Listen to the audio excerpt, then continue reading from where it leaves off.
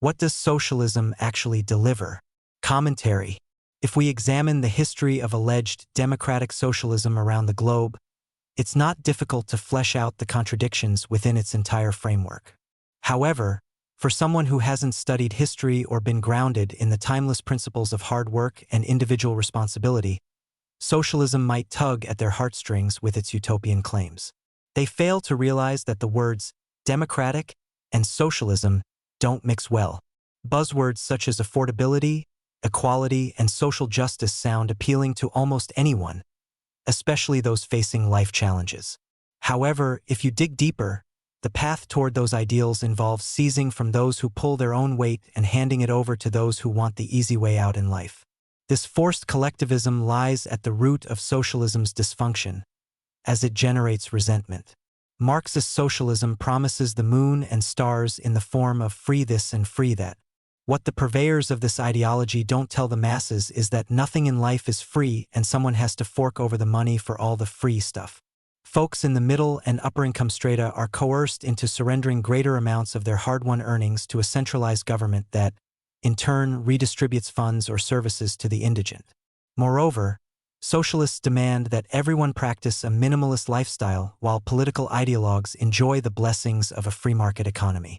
There's nothing wrong with embracing minimalism if it's a voluntary decision, but that's not how socialism operates.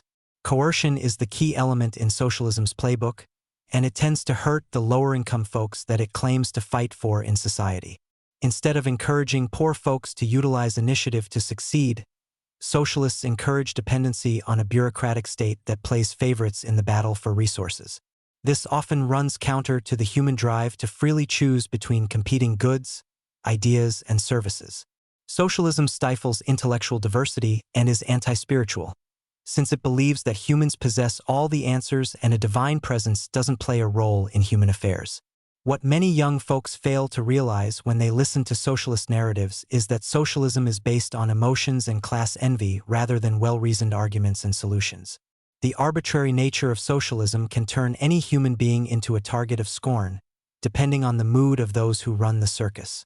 In unfree societies, socialism is kept on life support despite its colossal failures and millions of victims since Russia's 1917 Bolshevik Revolution. Socialist apologists often repeat the mantra that socialism hasn't been applied the correct way and that is why it continues to fall short. So they triple down on their internal contradictions and hypocrisy, and are doomed to repeat the same dystopian slogans over and over again despite shortages in goods, opportunities, and services. In a free society, socialists attempt to apply coercion with a gentler demeanor that hides a relentless ambition to dismantle democratic institutions. In their zeal for permanent revolution, socialists don't have time to take a breath and actually produce anything of substance. Indeed, they are great at lecturing us and taking from others, but very weak on producing quality products and services that consumers want. Indeed, socialist leaders exacerbate the cycle of poverty by distorting the free market with price controls and a fixation with victimhood. Socialists ignore the reality that in a free society, victimhood is a choice, as there are countless opportunities to succeed.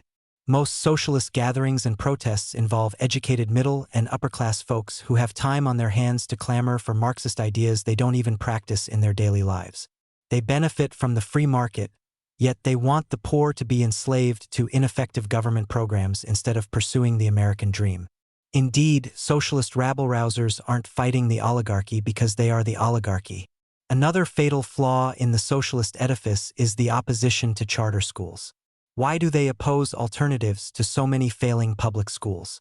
Charters more often than not outperform their public school counterparts in educational outcomes. This can help students succeed more in higher education and the workforce. What does socialism deliver to society? It plays the zero-sum game by falsely believing that if one person succeeds, someone else fails.